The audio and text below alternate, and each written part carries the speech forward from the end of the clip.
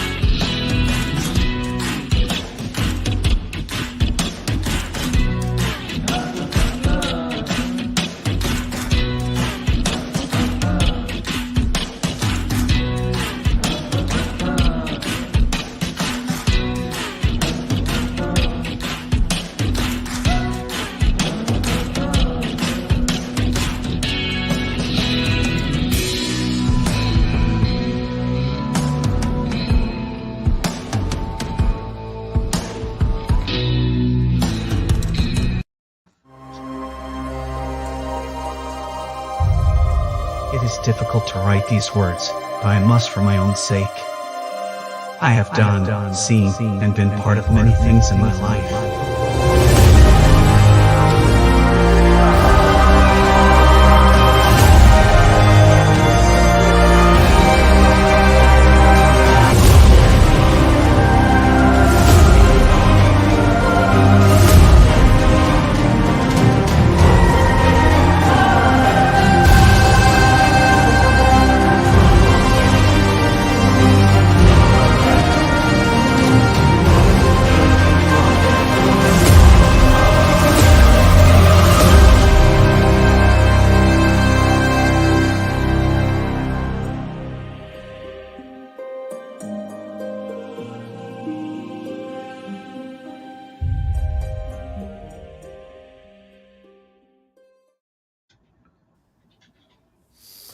All right. Good morning. How's everybody this morning? Doing well. How about yourself? I'm doing good. I'm Steve Michael Lanning, graphic translator. Of course, independent artist. Done work for Arrow Comics and other things. This morning we'll go around the room. Everybody, the usual uniform stuff. Of course, we don't have Mike Jimmy with us this morning. He's at a con selling them books.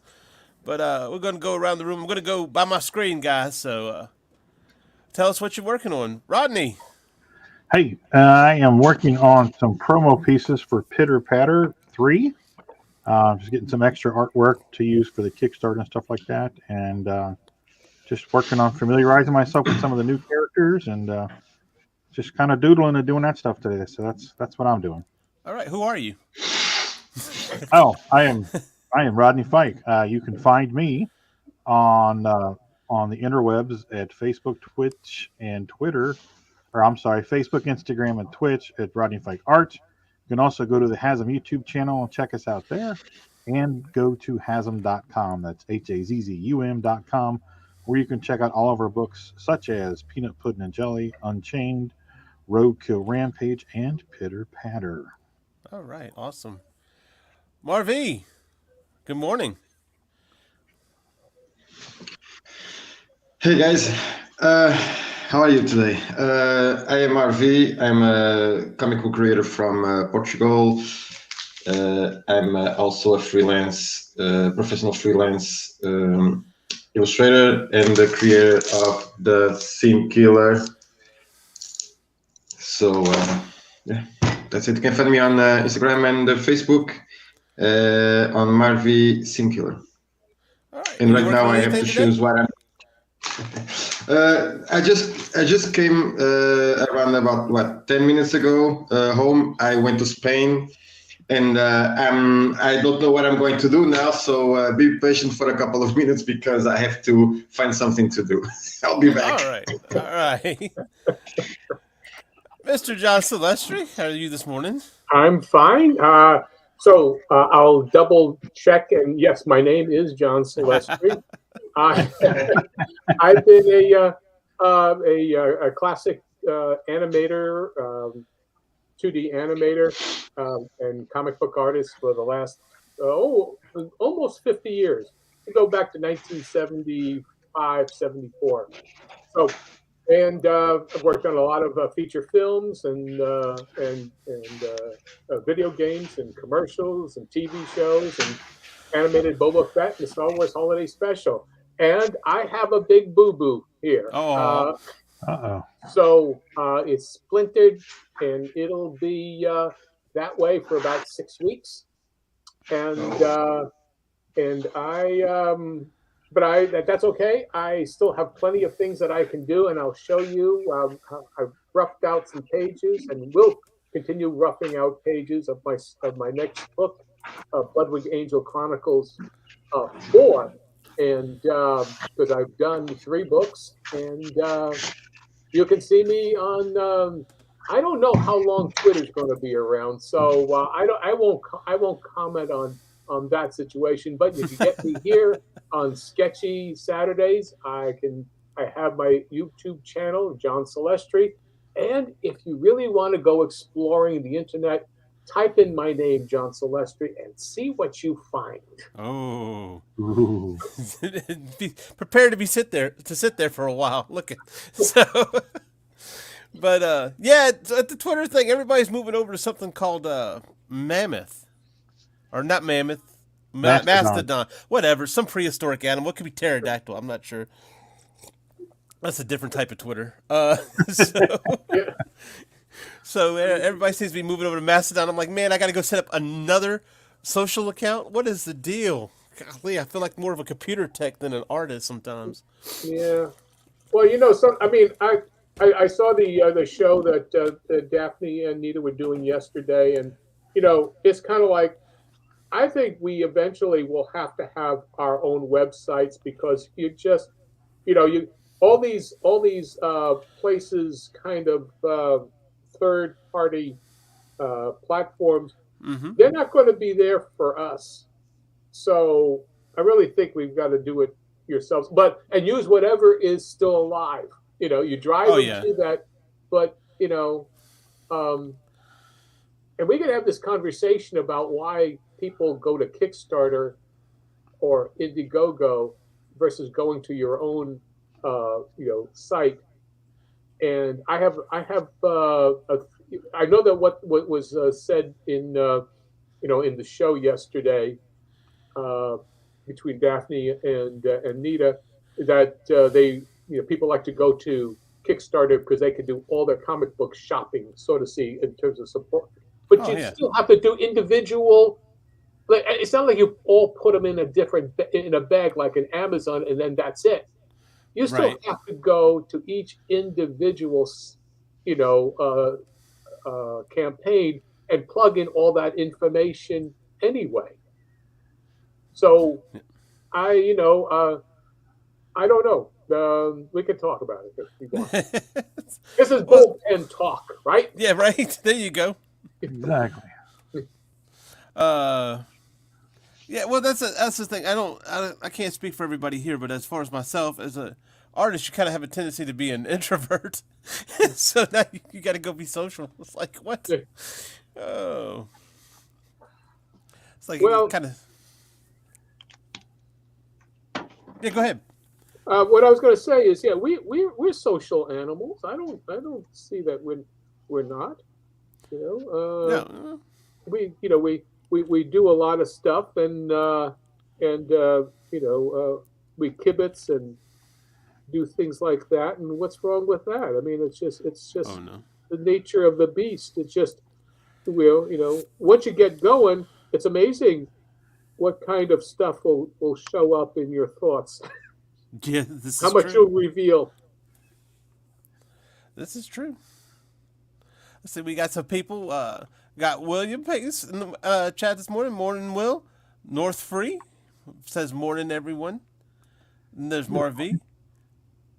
PA Ed says hello. What's happening, everybody? Thanks for joining us. North Free asks if you use wax in that stash, John. Oh yes, it's called Death Grip. Hold on, let me show you something here. With that, what John was saying, Indie Comics Network says you need a website now to redirect anyway. Link your socials to your website and back to your socials. There you go. Oh, there you go. You've got Death Grip, Death Grip. and then Sudden Death.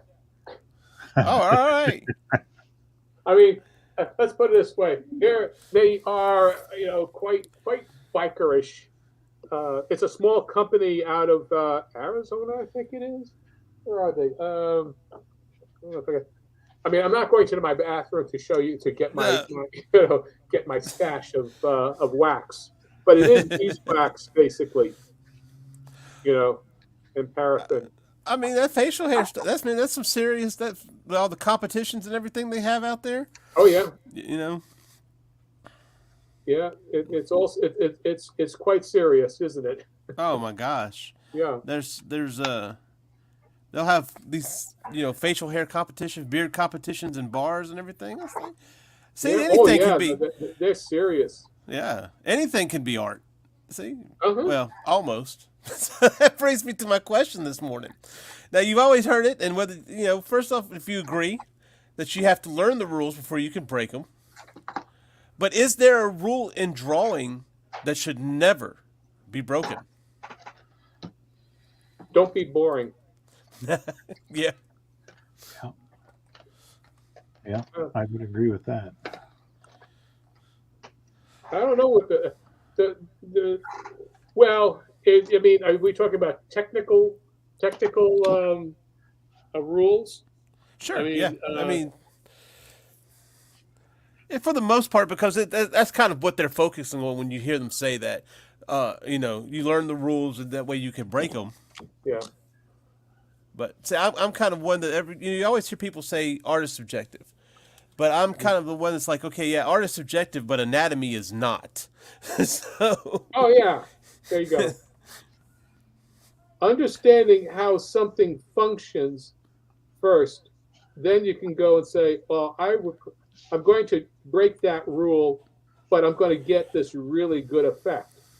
And right. That's, I mean, rubber hose is a perfect thing, like in terms of animation and drawing. Rubber hose is a term where things are just bent like noodles. There is no there's no anatomy in this here. It's just a rubber hose and appendages, for your hand. But there's an elbow somewhere there, but you at least have to know where it was. What you think, Rodney? No, I agree with John. I think as long as your basics are there, you can break the rules, but you have to know what you're doing to be able to break the rules. So the foundation has to be laid first, and then you can play. Yeah. Yeah. Well, like for example here, I'm drawing in form, I'm not worried about shapes so much as I'm dealing with the actual line of action here. And as you've watched me, I've been talking and just I'm not worrying about whether or not this hand here is perfect or, it's got the right number of digits. I'm just going here for this effect, of a guy that's turning and, sweeping around. I mean, he's basically been looking at, leaning on a window ledge here. Let me go back. I'll show you what the page was before. He looks vaguely familiar. Yeah, I draw myself. I put myself into all my drawings, If I could just find this one. I remember somebody saying that, talking about that before, looking at Mike Wieringo's artwork, and how they suspiciously look a lot like Mike Wieringo. Yeah. Yeah, and there's somebody said it's some kind of egotism or something like that. And I was like, no, not necessarily, because when you look at reference, you're going to be your most common reference. Yeah. So I was going to reference this here is the scene, the panel just before that, the page I'm talking about. As you can see, he's leaning at the out the window, looking out. There's a demon here, in the fire escape, looking. You can't see them. Humans cannot see these demons. They're just there. But anyway, he's just looking out there. So that's why when I make the turn. Come on. Okay, when I make the turn to there, he's sweeping in from that point. He's looking back into the apartment. Yeah. You mean you guys can't see the demons? Yeah, well, no, actually, no, because I will show it as they will be. Those things will be in semi-transparency. So, okay, yeah, cool. The reader will see it, but the characters won't. I think Rodney might be dealing with some personal demons here. Oh, okay, here you go. Sorry about that. I was being facetious. Well, you can be whatever you want. It's a sketchy Saturday. That's Exactly. right. That's what we do. Yeah. So, Marv, is there any rule that you do not break?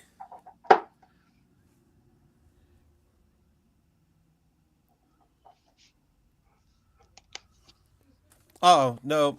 Marv, he's muted. Hold on. You there, Marv? You heard me?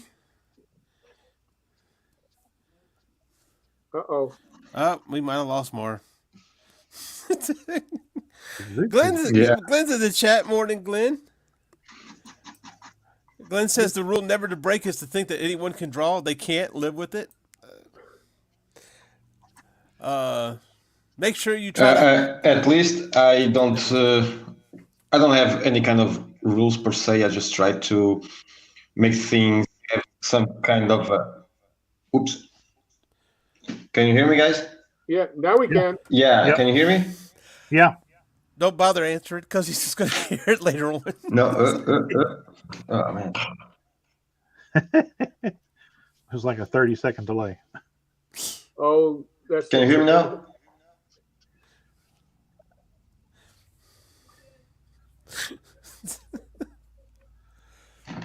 Can you hear me now? Yeah. Yes.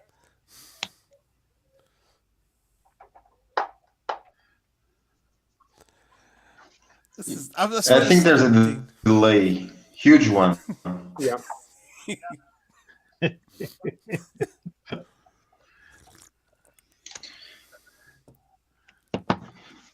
Okay, so I'm gonna say it, and if it's okay, you tell me, guys. Okay? Yep. Go ahead. Go ahead. Huge one. Fuck.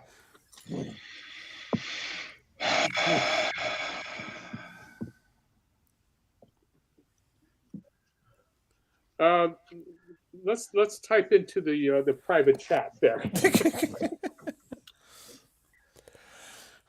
Well, that's why I said I don't want to tell him because he's saying if we could hear him, but he's saying it like, if by the time he hears us saying this, it'll be down the line. So, Right. Yeah.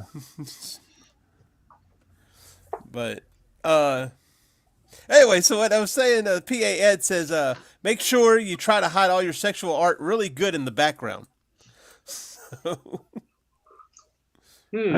That's important. You got to make sure you cover the vital parts correctly. Morning, Brown Dog. Brown Dog's in the chat.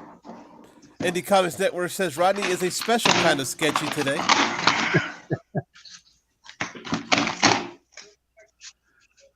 Oh. Glenn says MarV thinks he's fooled us, but we all know he lives on Mars, hence the delay.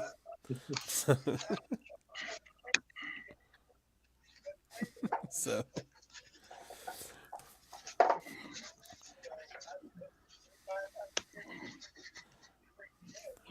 But anyway, so. But there are certain things when you do, as far as drawing is concerned, that even still, that arm's not twisted in an odd way, despite how simplified you drew it. But even some of the technical stuff, when you get into comic books, you have to. There are rules that kind of are steadfast that you can't break. Otherwise, you'll confuse the reader. Yeah. Unless you're really good. Really good at being able to keep the reader. But you can't just go in there and go, I'm going to do this because I want to, and the reader be damned. That's not going to work for you. The perfect example for me when we talk about this subject is Walt Simonson. Because his stuff is incredibly exaggerated, but it's amazing and it's accurate. You compare his Thor or his Beta Ray Bill or his anything to anybody else, and there's a lot more action in it. There's a lot more movement in it and flow in it, but it's the construct is solid. Mm-hmm. You can see the forearm muscles coming over the top. You can see the bicep feeding into that forearm, and everything works. But it's so dynamic and it's so stylized that to glance at it, you think, well, that looks pretty screwed up. But when you really sit and look at it and study it for its structure, you're like, that's pretty sound. So right. That's why I dig looking at his work so much. I think that's when it comes into understanding the rules and breaking. But are you really breaking the rules, or are you just bending them? That's the thing. Yeah, I think at that point, Walt's a master, so he's just he's bending the rules. Oh yeah. And then there's there's that nature of the beast, where you just, it's going to have to be that certain way. You're just not going to convey it right. Like for instance, I'm thinking one thing I'm thinking of, and you could do this. I'm pretty sure there's people who've broken it. I'm not sure if it's been successful or not, but keeping the characters on the same side of the panels. You mean the camera? Yeah, exactly. Yeah, the camera. Yeah. You have to think. Well, those are the rules of just to make it clear for what so you don't confuse the audience. I mean, there are certain rules, and understanding, don't cross a line. There's a line in your, you can't switch camera sides and then suddenly have, the cameras, if you have characters, place them within that scene, within those that page where at least the camera is consistent, and then you can see, well, I'm doing from this point of view, and I'm looking this way, and then I'm looking that way. That way you're shifting those things around so that the eye contact is maintained. That's a big thing in conversation. And then if you're going to change the scene, well, then the camera moves. But there are rules. I mean, they're little books. There's all some real basics, but they're mechanics. Mm-hmm. It's not the art; it's the mechanics that have the rules. Well, that's a good point. When Yeah. I say that, yeah, jeez. Yeah, I know when and see, you and I have talked about this on Doghouse, and I deal with it all the time with Pitter Patter. Is I mean anything you write, because I'm pretty dialogue heavy, and I am constantly in my descriptive for the artist. Buddies on the left, dudes on the right, and then I gotta I was doing a page the other day, and I'm like, okay, well, according to the dialogue. Buddy's on the wrong side of the panel, but he's like this on the previous two panels. So the dialogue's going to have to be, or do I just go back and switch it? And it's that constantly being aware of who's where and the flow of the reading and stuff like that. So yeah, that's kind of things you don't or shouldn't or can't break because of the flow of the story. Right. Yeah, it can get confusing real quick. Yeah. So when you do your and this I'll throw this out there for everyone. When you're writing your script, are you having like a little sketch pad next to you, kind of sketching out a little quick scene to kind of get an idea of what you need to put down, or are you just kind of keeping it all in your head? Yes.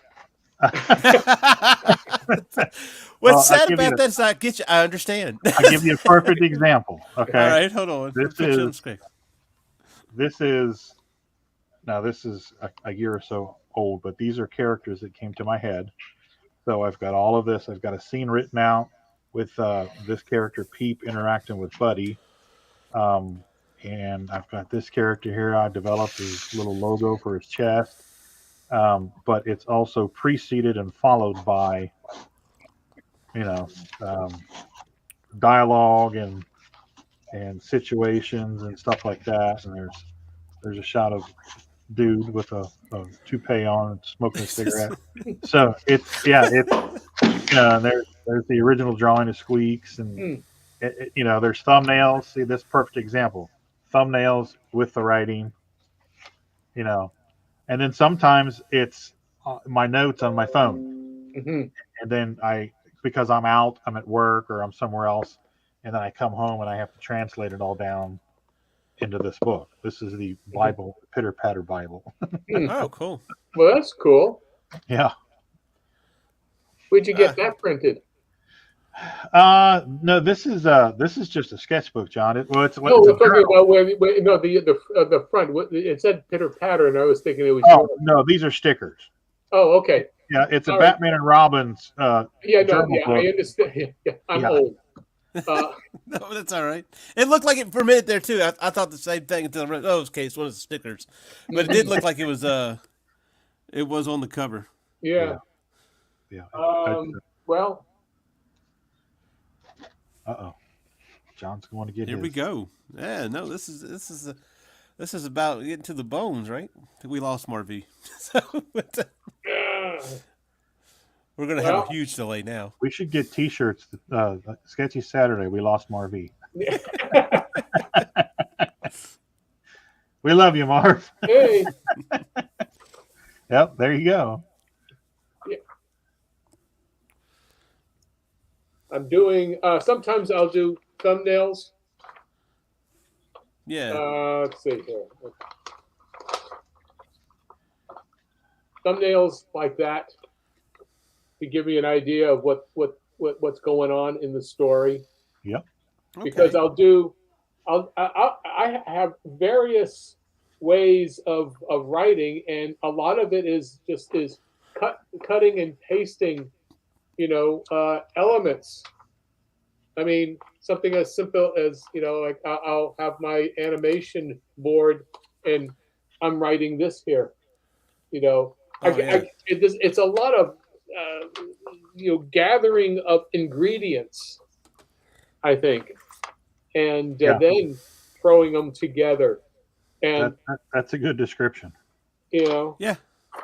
Because we don't know what we're going to do until we're actually in in the swing of things of drawing, like this page here, basically I had, I intended to do as one page, and then as I started writing the dialogue, as I went through the dialogue, I said, okay. No, there is like 3 pages of worth of material that can't be just squeezed into one. And that's, I think that's the thing that you have to understand, your own pacing. You have to really be willing to say, okay, no, my first idea isn't going to work. And as you're into it, you say, okay, I need more space here. Now, what's great about being an independent, creator, you don't have to talk to an editor about it. Well, this is true. Yeah, it's and that's the thing that some people that don't really have a grasp of what we do is, one thing is that it's constantly in flux until it's not.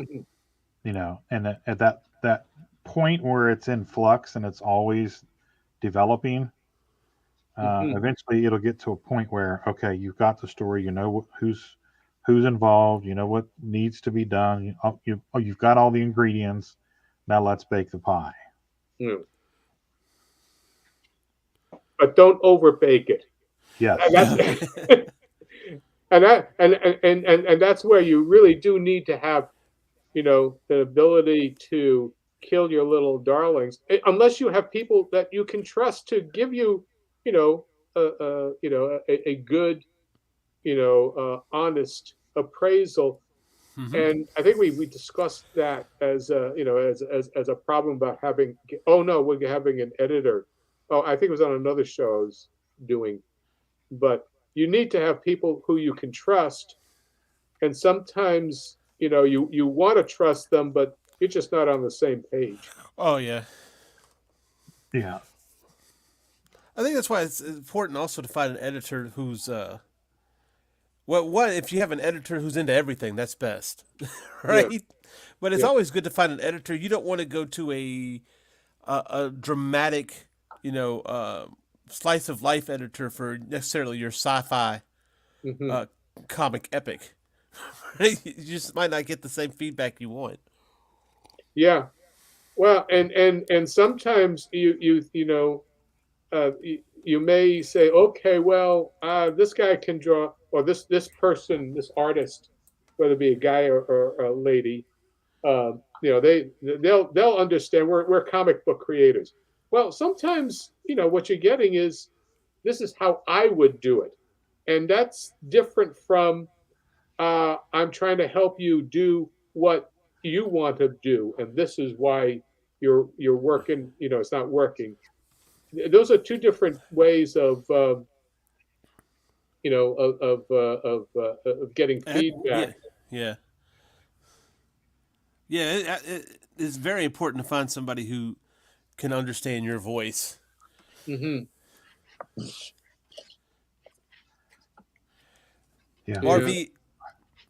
MarV is in the chat. He's hold on, let me say this one first. Let's see. He says, "Sorry guys, I'll be here." But he did want to kind of put a little 2 cents in on what we were talking earlier. You can have the characters on the same side in the conversation, but you can zoom in and out and change the height. Yeah. And that's just the camera angle, but not necessarily the camera positioning. I think it's probably a good way of saying that. Yeah. North Free says it's cool seeing the creative process. It really is. Let's see. That's always my favorite part of going to a show or watching a show and watching folks do what we do. Right. Well, I think it's important as you can't really do it with a writer, but as an artist, to watch other people draw and see how they handle and problem solve their pieces. Yeah. Mm-hmm. And on that, I would suggest don't even just stick with somebody who's in your style. You know, like for instance, if you're more of a cartoonish style, it doesn't hurt to see somebody like if you can imagine sitting there over Norman Rockwell's, who also kind of he was realistic, but he also kind of had a cartoony feel to him over his shoulder, watching him, you know, put together a piece or compose a piece. You know, don't pass up those opportunities just because you don't have the same style. Mm-hmm. Right. Yeah, you're always going to learn something. A master is a master. Absolutely, yeah. Yeah. Yeah. And if you were wanting to emulate somebody, understand what it is that what is their thought process and emulate that if it works for you, you know, but you don't copy. Right. Yeah.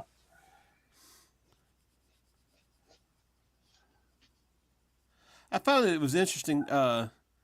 David Finch, who is, you know, a long time comic book artist and is a celebrated comic book artist at that. Superstar. Yeah, right. I mean, I put him right up there with Jim Lee's more popular, but you know, David Finch is like right there. You know. Yeah. And of course, David comes out. He was young when they had the Image stuff. He used to do Ascension on Image, and now he does a lot of Batman. And I don't know what book he's working on now, but anyway. But I was watching him. He does his own live stream, which is great because I've said it before, and I'll say it again. I ended up taking some classes that David Finch had taught, and paid a lot of money for it that he's now giving away free on YouTube years later. But I'm not bitter. No, but seriously, it was interesting. The artist who just died, I couldn't pronounce his name, and I'm not that familiar with him. Carlos Pacheco. He did a stream the other day where he was he kind of opened up. It was an X-Men, and he was gleaning, like poses, hand movements, style, and everything from Carlos. Kind of, it wasn't. I wouldn't say necessarily copying as much as just gleaning from it. If that makes sense. Yeah. Which and that kind of flourishes. It's like, okay, this guy has been around. David Finch has been around he's been in the comic business for what, 30 years? 25 years, yeah. 25 years. And here he is, still at the top of his game. He makes a living out of it. And he's gleaning from another artist. Mm-hmm. I think there's a bit of and I don't know David Finch, so don't get me wrong, but I think there's a bit of humility to that I think every artist, if they want to continue or to grow, should show them should have, I guess. Yeah. Yeah, it's part fanboy, but for people like us, it's that quest to constantly improve your craft. Because I know I've spent hours looking at Chris Pachalo's stuff and trying to emulate him, Humberto Ramos's pencil work, and Sandra Hope's inking of Ramos with the negative and positive space on the blacks, and trying to make it look. I did something the other day, and I showed it to Tina, and she said, "I hate when you do that because it looks like a skunk." And I never saw that until that point. And once she said that, and I saw it, I was conscious of it. So I'm like, okay, you took that away, and you will never ever do that again. But I would have never been told that if I hadn't been gleaning off of somebody that was a huge influence on me. Still is a huge influence on me. So yeah, it's that constant quest for knowledge and improvement and what have you. That's right. How can I make this look cooler? Exactly.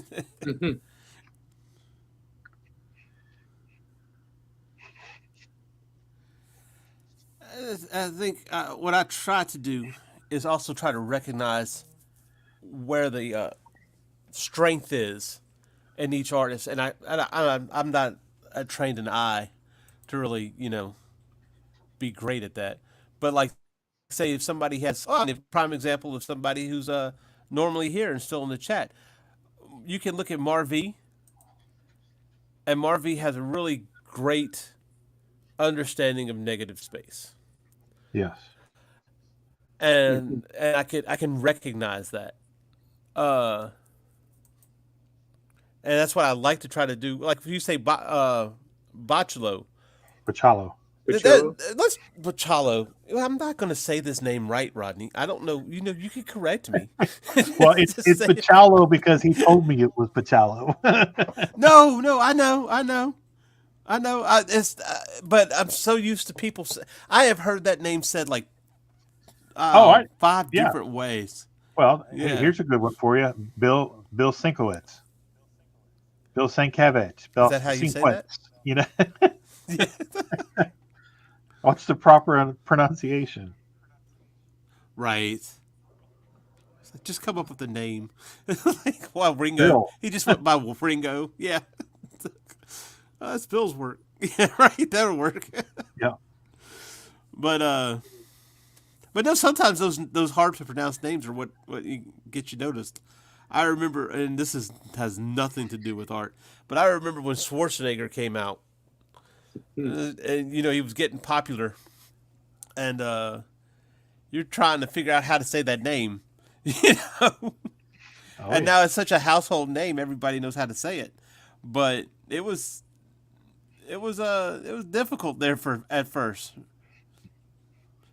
And I'm sure, I'm sure he probably got agents telling him, you should change the name to, Of course, Steve Reeves. Yeah, right. We call you Engelberg Humperdinck. Who comes? So you need a unique name. I don't even think Engelberg Humperdinck is his real name. Actually, it's just like I think it's probably like something like Jack Roberts. You should change your name to Engelberg Humperdinck. That works. It's like John Mellencamp. They made him change his name to Johnny Cougar for years, and he hated it. So did a lot of people because now everybody remembers him as Mellencamp. Oh yeah. Well, John Wayne's name really is Marion Morrison. Right, I did hear about that. Yes. That's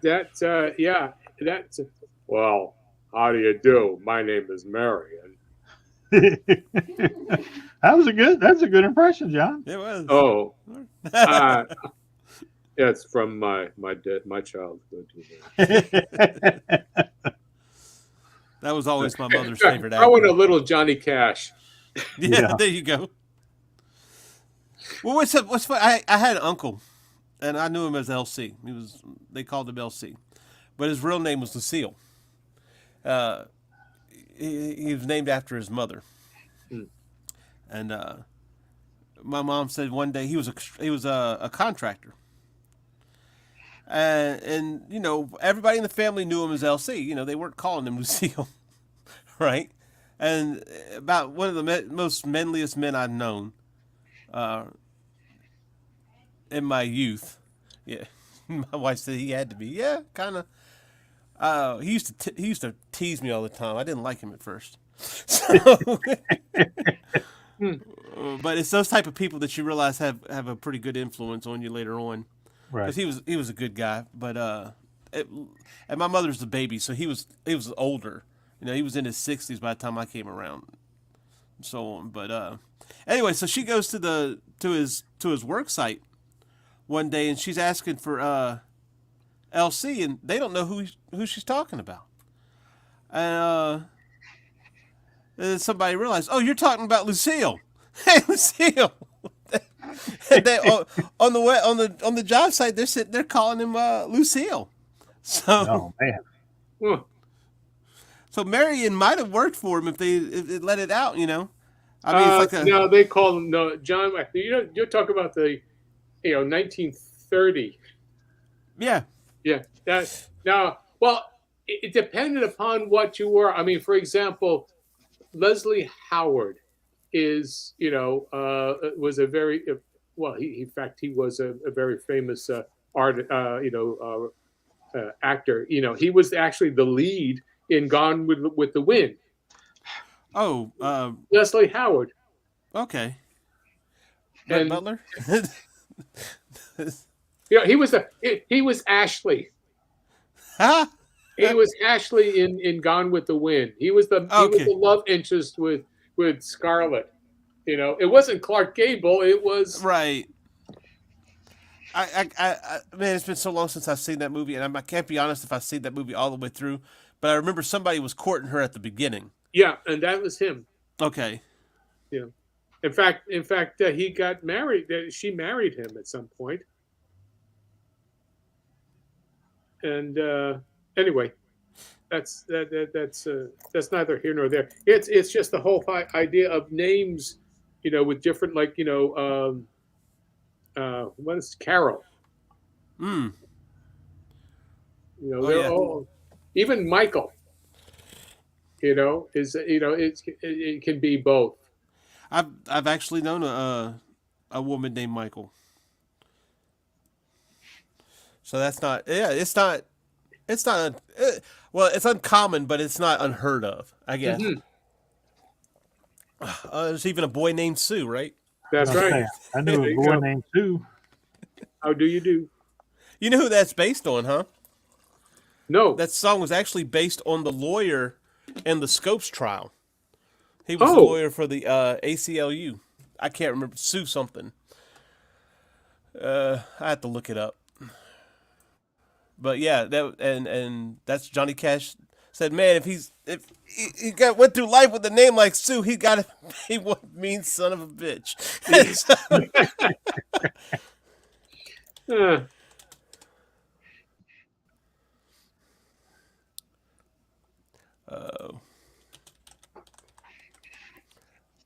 Let's see. I got some people. Of course, we got off on names.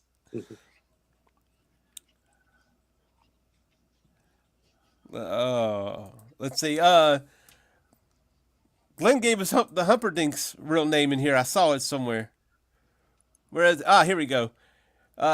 Engelberg's name is Jerry Dorsey. Really? That's boring. Yeah. Well, Engelberg Humperdinck works a lot better. Cliff Richard's real name is Harry Webb. Look at Glenn's just a wealth of information for this. Look at an encyclopedia. Yeah. Elton John is Reginald Dwight. Elton John works a lot better, doesn't it? Sir Elton John is Sir Reginald Dwight. Mm-hmm. Ringo Starr's real name is Richard Starkey. I think I heard that one before. Mm-hmm. And then North Free said that's like Stan Lee and Jack Kirby taking the Jewish out of their names. Can't remember why, for sales purposes. It was easier. Yeah, because Stan's real name was Stan Lieberwitz. Lieberwitz. Yeah. Lieberwitz, his brother was part of the company. Yeah, his uncle really was the one in charge. Yeah. Right. Well, I think it was his wife's uncle. I think is how that went.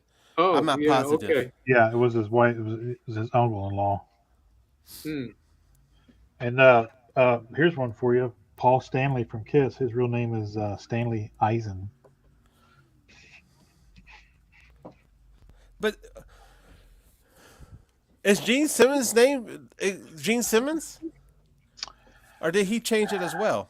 It's something else. It's not Gene Simmons, but because I think they were also having this the same I want to say issue as Jack and Stan as far as that was concerned. I mean, they were already knights in Satan's service, so yeah. Oh my gosh, they were battling that. Yeah, right. Well, when you got names like Star Child and Demon, no, just kidding.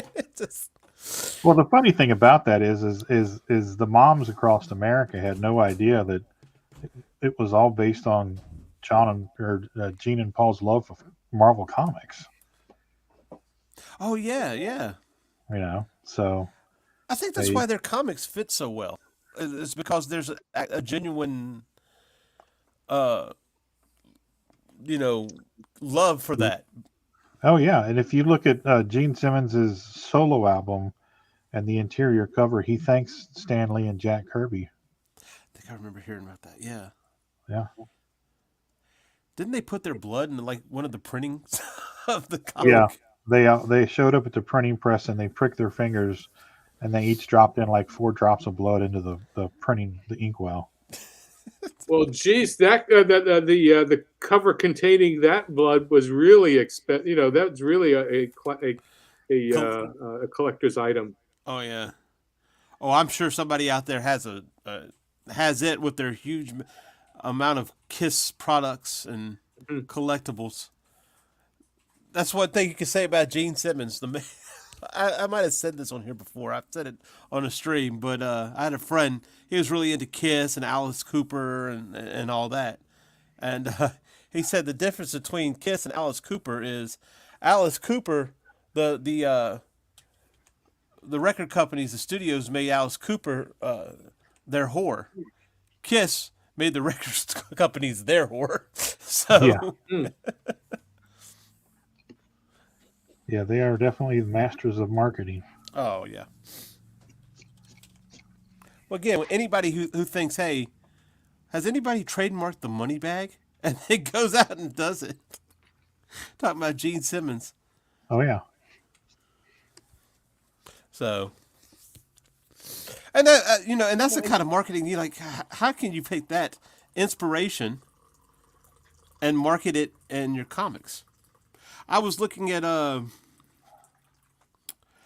decided to take a look at Bill Watterson and Jim Davis. We talked about that the other day on After Dispatches, right, Rodney? I think. Yeah.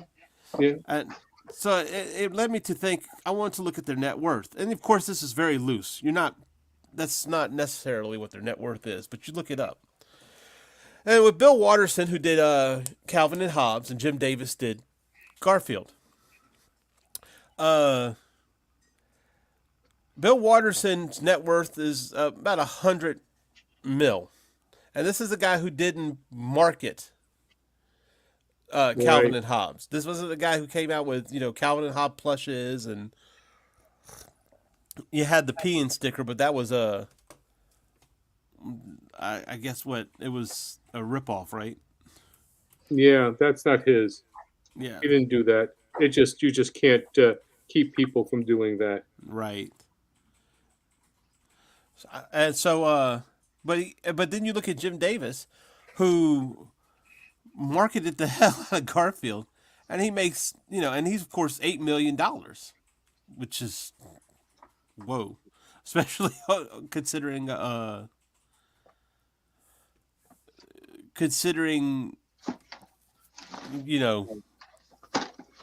much he's done, how much he's marketed Garfield. And so it kind of, you have to ask the question is, since he marketed that, does that mean that Jim Davis doesn't have the integrity of a cartoonist? I don't think that. I think it just makes him smart. Yeah. I mean, you can throw out all of this noble talk about integrity and everything, but at the end of the day, you got to pay your bills. This is true. I mean, well, somebody made the statement about him being a hack. And it's like, well, okay. So the first thing I want to know is who made that statement and how frustrated of an artist are they? That sounds like a behind the scenes type of thing, Rodney. Backstage conversation, boys. Yeah, but when I say it, you'll know exactly. But well, it's like the bass player for Metallica. Which one? Well, the one that kicked out, Husted. Usted? No, he left. He left. Yeah. He had that on the documentary. He said when he was still part of the band, he said people accuse us of selling out. He says, and my response to them is, "Yep, we sell out on Monday night, on Tuesday night, on Wednesday night." He said, "So if you want to call us sellouts, I am completely happy with that." And it's the truth, It's Yeah. Well, that's the issue. Is what what's the long game? What's it going to be? And I'd like to say that I do not think that Jim Davis is a hack. Whatsoever. He was somebody that he created a character that honestly got a little bit bigger than himself. Yeah. Oh yeah, that he's. I mean, he had a studio long time ago out in outside of Muncie. Yeah, Muncie, Indiana. Yeah, I mean, I know Brett Koth, who has been working for him since about 1989, 87. He's been part of that for a long time. He did a lot of he worked on writing jokes and whatnot. He's had a couple of his own comic strips out, but I mean, he's it was Paws, right? The company's name's Paws. Paws, yeah. And basically it's like, this is it worked. I mean, how many fat cats are you? Have you can you just name? I mean, there's been a couple, but Garfield epitomizes an attitude. Oh yeah. Yeah, and I remember before there was Garfield, Heathcliff was the big cat, mm-hmm. and I loved Heathcliff. Mm-hmm. I still like him more than Garfield. I think he's cuter. Was it last week you weren't here when you had a con? Yeah, 2 weeks ago. Because when we were talking about it, were you here when we were talking about Heathcliff and the and MarV and Mike Jimmy didn't know what the hell we were talking about? No. Yeah. They didn't have Heathcliff. Yeah. I mean, he kind of when Garfield exploded, Heathcliff went the way of the dodo very quickly. Yeah, because Heathcliff was a more traditional, likable character, and basically Garfield is sloth. Right. Yeah. And people relate to sin better than good. Well, Heathcliff used to get into some trouble, though. I mean, he used to do some things. But lovable trouble, and yes. but Garfield, he just couldn't be bothered. Right? No, yeah, he couldn't even get into trouble. Everything kind of happened to Garfield. Heathcliff had a tendency to make it happen for himself. Yeah. And John really was the fall. Sometimes he was the fall guy. Yeah.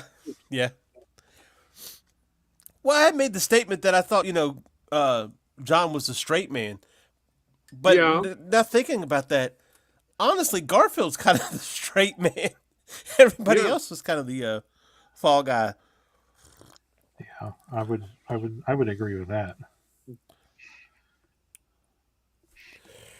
But it gets, you get to a point. I don't think that you lose integrity by cashing in on. Cashing in is not even a good, I don't know, metaphor or simile or whatever the case is, or phrase. Look, I draw. I'm not an English major, but I think the whole thing is that the difference between Garfield and Calvin and Hobbes is that Watterson just wanted to do the comic, and he stopped after he got too difficult to be able to. The comics were getting too small in the space that he had, and that was it. He would rather go out. He's kind of like Sandy Koufax. Garfield was. Calvin and Hobbes is 10 years. Okay. And they're brilliant. right from the word go. Sandy Koufax had his last 6 years is unparalleled as a baseball pitcher. Right. Dominant. I mean, before that, he just, he was on there for, he actually had a career that was about 12 years long, but he didn't do anything for the first 6 years. He had to sit on the bench. I mean, because he was what was it? He was out of Lafayette High School in Brooklyn, in my neighborhood. He was a Brooklyn boy in my neighborhood, and he was the Dodgers plucked him out of high school, and at that time it was a bonus baby, and he had to sit. He had to be part of the team for 5 or 6 years, and that was a rule. You couldn't get rid of him. Right. So he sat there, and I guess he learned and he developed. He didn't go to the minors, so he developed on this.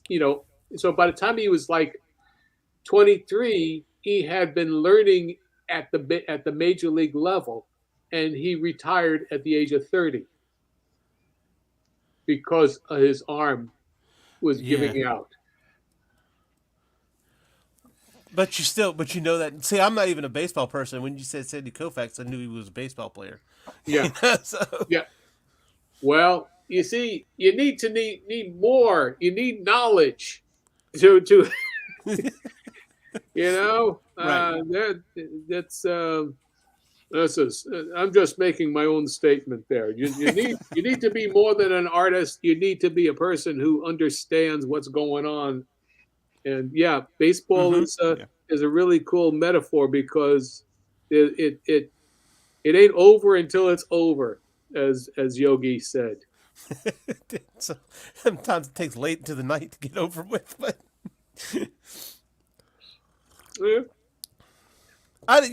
like I said, I'm not really a sports person. I don't really watch it on TV, but I don't mind going to a game.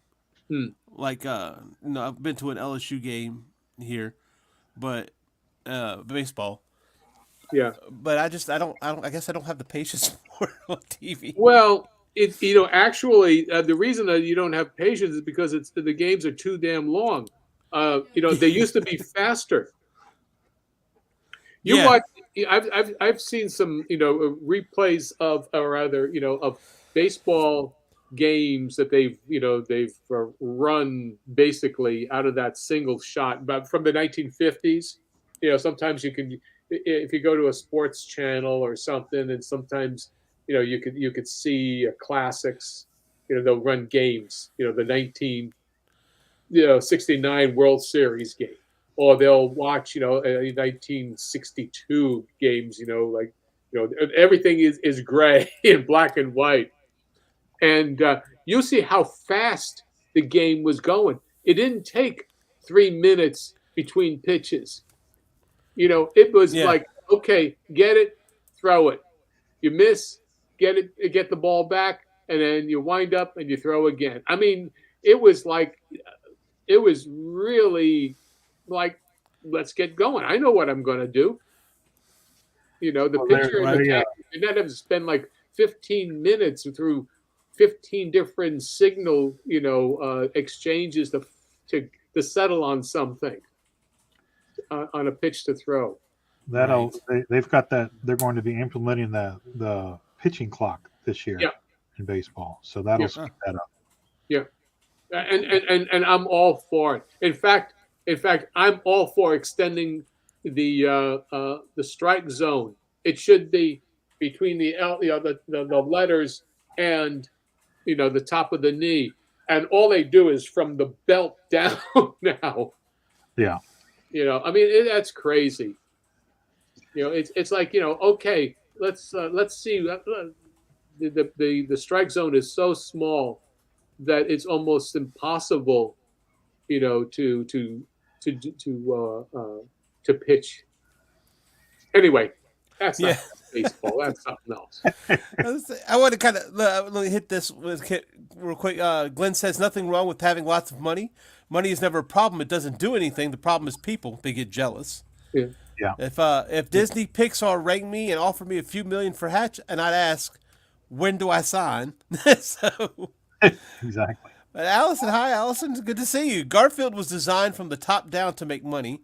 Jim Davis specifically went out of his way to design and market a character to get rich. It worked. I see nothing wrong with this. Bill Watterson wanted to draw comics and pretty much nothing else. He did. Good for him. Yeah. I still want my Hubs plushie, damn it. And two different philosophies for comics. But and as far as the Hubs plushie, I was thinking about this because they have I saw the entire collection yesterday at Barnes & Noble. $125. Like, which is worth every penny, let's be honest. But I was thinking, when I don't know who it's going to pass to when Watterson dies or when he passes away, but I wouldn't be surprised if you end up seeing a lot of marketing after the fact. Oh, yeah. I might be wrong, but I think everybody kind of wants a Hobbs plushie, don't they? In some respect. Yeah, I do. But he last time I saw Watterson, he did he came on for a week on the comic strip Pearls Before Swine. Excuse me. Bless you. Oh, okay. Thank you. And he drew that strip for a week. He actually asked the creator if he could come on and do it. Which, can you imagine? Can you imagine Bill Watterson contacts you and asks to draw your strip? say, how soon? Yeah. Yes. Yeah. Where do I sign? But that's a reality, though. When you're looking at these IPs and everything, is they could very well get so big that you lose the time to do what you want to do, or just like Bill Watterson at Calvin and Hobbes, he might not have. He wanted to just draw. Look at Savage Dragon, Eric Larson. Yes, he's one of the Image guys that didn't really expand out too much. He just sat there and he drew Savage Dragon. Why? Because he wanted to draw comics, right? Right, and that's the most prolifically published Image book there is. Yeah, he's got over 300 issues. Absolutely, and he only and Spawn only beat him out by a couple of months, only because timing. But see, the difference is though this he wrote all 300 and wrote and drew all 300 of those, didn't he? Eric? Yeah. Yeah, it's all him, except for issue 14 where they did a swap, and Jim Lee did issue 14. Yeah, he did. Jim Lee did Savage Dragon, and Eric did Wildcats. Old school Image kids remember that.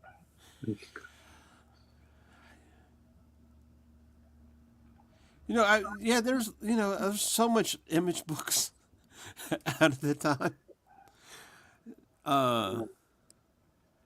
Wildcats, and you had Cyber Force. Yeah. I'm trying to think. I think Celestri drew Shadowhawk. No, that was oh golly, I know his name. I'm talking about the swap month. Okay. Jim Valentino. Jim Valentino, yes. Yeah, but Jim did something for Top Cow, and I think Silvestri did Shadowhawk. Shadowhawk, okay. Yeah. I could be wrong. Oh, well, look at this. Allison says Eric redrew that issue to have the complete run drawn by him. Oh, really? That's cool. Well, that's interesting. And the thing is, that means it was a reprint. They reprinted those issues, right? Yeah, probably. I couldn't tell you. Rob Liefeld drew Shadowhawk. Okay. That makes sense considering how close him and Jim were, like best friends. Yeah, that's true. Okay. So that makes sense. And then Silvestri drew Spawn, which I could see that. I could see that.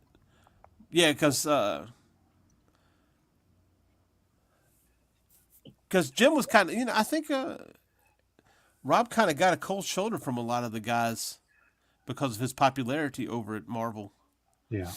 For a while there, and then but Jim Valentino was kind of you hear, I've heard, from what Jim says, they were they were bullpen buddies. I guess that's what it is. Yeah. But he was kind of he really leaned into Rob Liefeld's education of the history of comics and independence and stuff like that. Well, they were both San Diego guys. Mm. Valentino and Liefeld, they were both from San Diego. Right. That whole thing, and you look into the whole history of a lot of that back there, they talk about something falling apart, and it did so pretty quickly, actually. But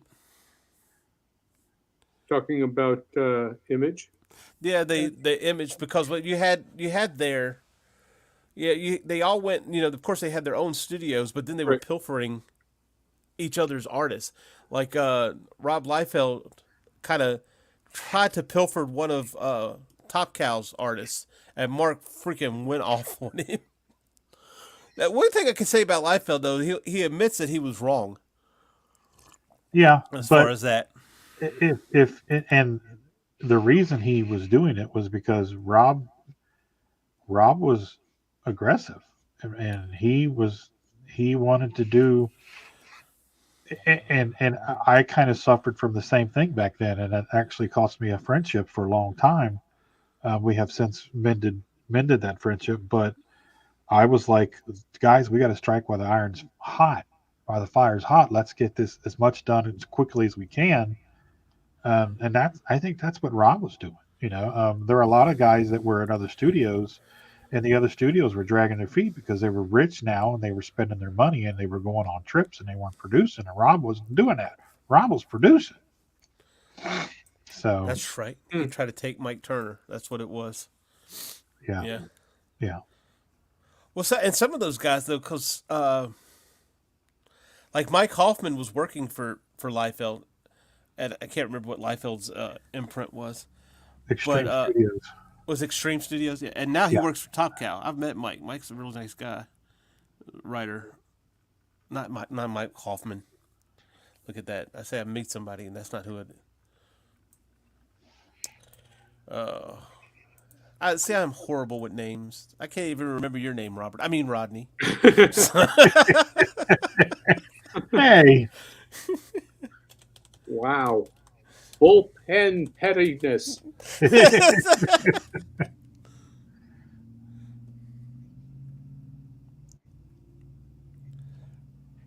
But yeah, you kind of you look at that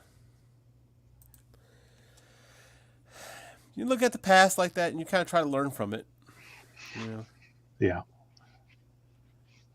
Yeah, and you're kids at that point. And that's one thing. Anybody that knows Rob or has had a conversation with Rob knows that Rob fires on all cylinders at all times.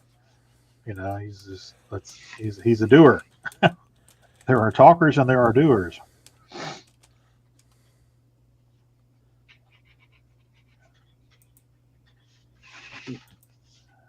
Have you? Oh well, here's a memory that I have of a bullpen. I was over at when I was very young. I was maybe about 10 years old. I sent a bunch of drawings. I had my mom send a bunch of drawings that I did of Superman and Batman and whatnot to the DC Comics place. And I was the studio, because I was grew up in New York, and that's where the DC Comics the offices were, national publications, and they sent me a note, a little card saying, "Well, come and tour the studio."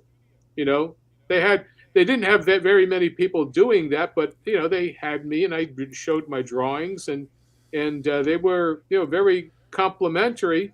Um, and oh, well, I'll tell you the actual story afterward. But the thing is that they were in studio. I mean, they were there. They were coloring. They were doing the inking, and I got my first pen from them. My first brush. Oh, nice. They gave me a brush, and also a bunch of original drawings. Some of the artwork, and I still have my what's his name? There was Wayne Boring doing Superman, and then there was not Murphy Anderson. Who was the other one who became the big Superman artist? Kurt Swan. What? Kurt Swan. Yes, and so I have a Kurt Swan newspaper strip, and it's like 20 inches across, 5 inches high. I mean, but they used it. They gave that away because somebody had used it to test their their brush and stroke, and there was some ink on it. Oh wow! But they kept, and they said, well, we're giving away. They gave me some covers of Adam Strange, and no, I don't think Adam Strange was going at that time. But anyway, so I had a couple of covers that I don't know whatever happened to the artwork. I don't know what happened to it, except for this. So they were quite friendly and what have you.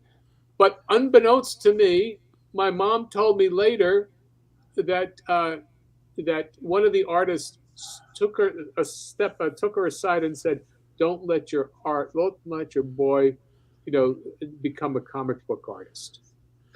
Oh, really? Yeah.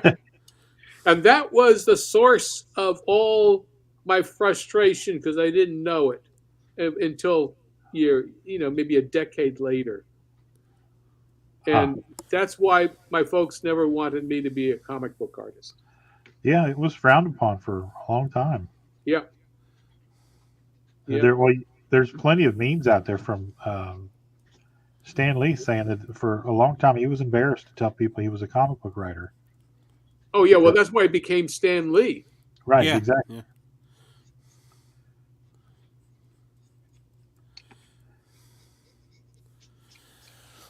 Which is sad. At this point in time, it's selling very well. It's it's shaping pop culture and in history. 1950s going into the 60s and everything. So it's like, why is it still, and even still to this day, it has its stigma about it. Why is that? I think because society in general, the people in charge look at anything else to blame deficiencies on people on something other than what they've done. Yeah, true.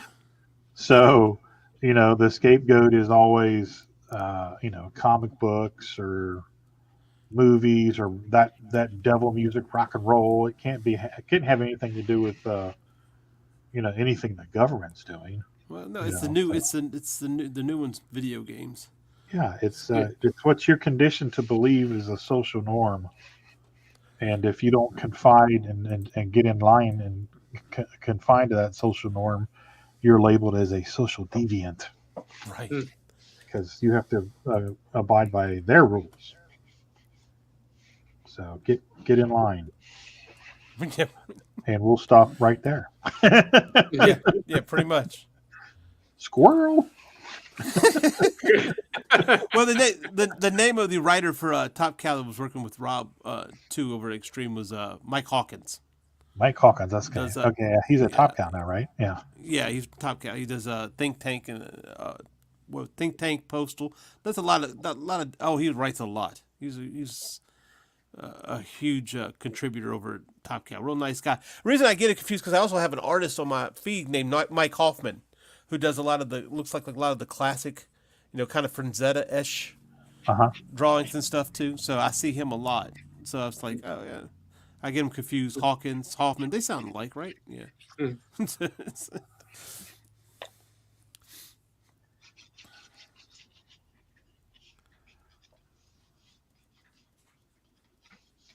But we kind of have this idea that, what's all I've heard people. What's all this animosity in comics nowadays? Why is it like this? Why is it like this? I got news for you. You're only seeing it now.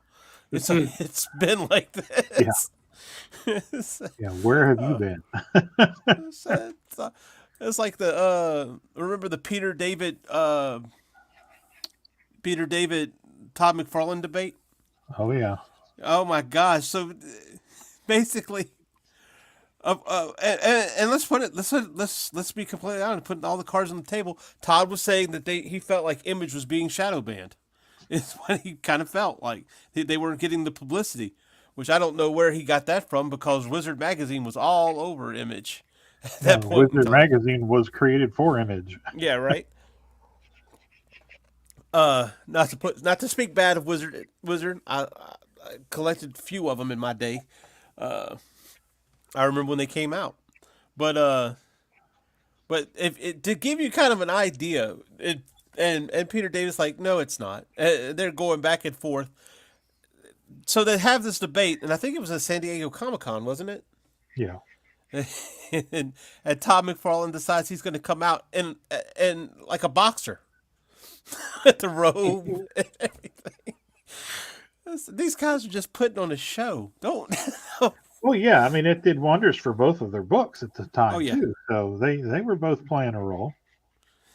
And I wouldn't be surprised, and I would not put it past Todd McFarlane to come up with the idea, considering that he and Peter had worked on books together. You know, they worked on the Incredible Hulk. Yeah. Together, so.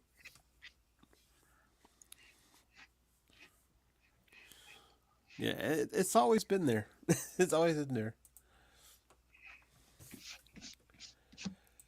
Let's say North Free says the Image guys just copied Marvel and DC's characters, making cheap shadows, but it was a great rebellion against the big two for creator rights, not to be treated like garbage. Yeah, but I mean, DC and Marvel shadowed each other on characters all the time, and they were shadowing Charleston and everything like that. Right. So. I mean, the thing is, yeah, you can put a guy with tights and a cape on with a mask. You've got that character. I've got that character. John's got that character visually, but that doesn't mean it's the same character. And it all comes down to how you write that character and how you present that character. So yeah, it's just everybody borrows and steals from everybody else. It's just the nature of the business. Right. Yeah, that's exactly it. I mean, there's only so many superheroes and everything you could do anyway. Yeah, to quote Tina, you can only draw Spider-Man in so many. The body only bends so many different ways. True. I guess that's kind of one of those rules you have to follow, right? Yeah, exactly. Yeah. Bring it all the way back to the beginning of the show. Drawing with his legs pulled up and his arms kicked out, like everybody else does.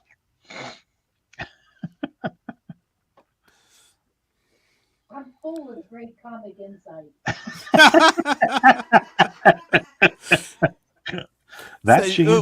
What cover was it? Rob Liefeld drew it. Somebody posted it the other day. But you had Spider-Man in the back, and he's got like his butt all the way up in the air. He's swinging. It's like, where did you get this poster? What is that about? Oh. Yeah, he was probably trying to mimic that Spider Woman pose where she's coming over the. It looks like it. I don't know Yeah. why he would do it though, because I mean he's basically up. Golly, what book was that? I don't think it was an Avengers book. It wouldn't have been. Oh man, I can't remember. I don't think it was an X-Men book or an X-Force book, but it might have been. Look, Allison said the character I created is heavily inspired by Iron Fist and Raven. That should be interesting. There you go. Poor Iron Fist just has never gotten a fair shake. No, he hasn't. Well, we're at that time, guys. I guess we need to go ahead and No, wrap it up. that went quick. So, yeah. Really? Yeah. Okey smoke, Bullwinkle. Time to make spaghetti sauce. Oh, no, I literally that's what I'm going to be doing after this. Oh yeah. Yeah, this is every 6 weeks I make a new batch of spaghetti sauce, and we have it, and I age it for from Saturday to Sunday, and then I freeze another 10 portions. Well, there are two portions of everything. So that's what I did. But you know what? With this hand, I almost did 2 pages today. Hey, there you go. Nice. I like it. And so if that's so what you're saying is it slows you down, but not that much, right? No excuses. Yep. No excuses. Look at just like let me just. I'm finishing up my little thing. 1717 Club. Okay, the plot thickens, and so does the spaghetti sauce. But anyway, okay. So let me do this here. We did this page just now. Finished this one, and then we did that one. Nope, not that one. That one. Right. So I started with that one, and then went to that one. There you go. Makes us all look bad, John. Yep. Well, listen, it's roughed out. It's all there, and it tells the story. That's the important thing. And right. And so there are things that you can do. That you can use your time, and you don't have to drop your pencil. That's my only point. About this here. It's you saw my little my boo-boo. Well, go ahead. Before you go do some spaghetti sauce, let them know where we can find you, sir. You can find me here on Saturdays and on my YouTube channel and on Facebook, and it's all under John Celestri. And then also Google me. I'm going to start. I mean, I finished my Kickstarter, and I'm debating whether or not to do an Indiegogo in January. I don't know what to do about that, but I will have to start doing my own website so that I could do a newsletter, not just as a promotional stuff, but also to tell stories about what was animation like, and what kind of stuff you do. There's a lot of things I can do in the newsletter. Yeah, absolutely. Kind of have a little section, behind the scenes section, or from the board section. Yeah, it'll just say, okay, yeah, this is here, and then have a story, and then just tell a portion of it, and then maybe do a twice a month newsletter, and then you have something more to follow up on. Cool. Awesome. Anyway, there you go. Rodney. Hey guys, Rodney Fyke here. You can find me on Facebook, Instagram, and Twitch at Rodney Fyke Art. And you can also go to the Hasm YouTube channel and check me out there, as well as Hasm.com. That's HAZZUM.com, where you can check out all of our books such as Peanut Pudding and Jelly, Unchained, Pitter Patter, and Roadkill Rampage. You can also find me on most Tuesday nights, on the Dispatches Outside the Box, 8 p.m. on Indie Comics Network, as well as Thursday night for Thursday Night Throwdown. Dude, golly. And sometimes on Friday, too, it looks like. Sometimes on Friday. Well, let me put this up. So, excuse me. I'm MarV. You can find me on Sketchy Saturday when I can connect. On Facebook and Instagram on MarV Sin Killer. Stay tuned for new stuff soon. Have a great weekend, sinners, and thanks for being here. And of course, without getting into it, you can always find me on my link tree, /C Michael Lanning. I will be adding the Mastodon link to that, and who knows what else. I also have to update some stuff on my portfolio page. Also, check out from Apothic Press, Electric. Get notified for that. I do have 5 pages in that I drew that I enjoy doing. So check that out, coming soon. And with that, well, of course, you check us out Tuesdays, Dispatches from Outside the Box, 8 p.m. Eastern, right here on the Indie Comics Network. That's IndieComicsNetwork.com. I'm getting to that. And this week we'll be talking about 70 sitcoms. So come say some stuff in the comments. We like to hear from you. So, and with that, I'm going to say goodbye. Bye.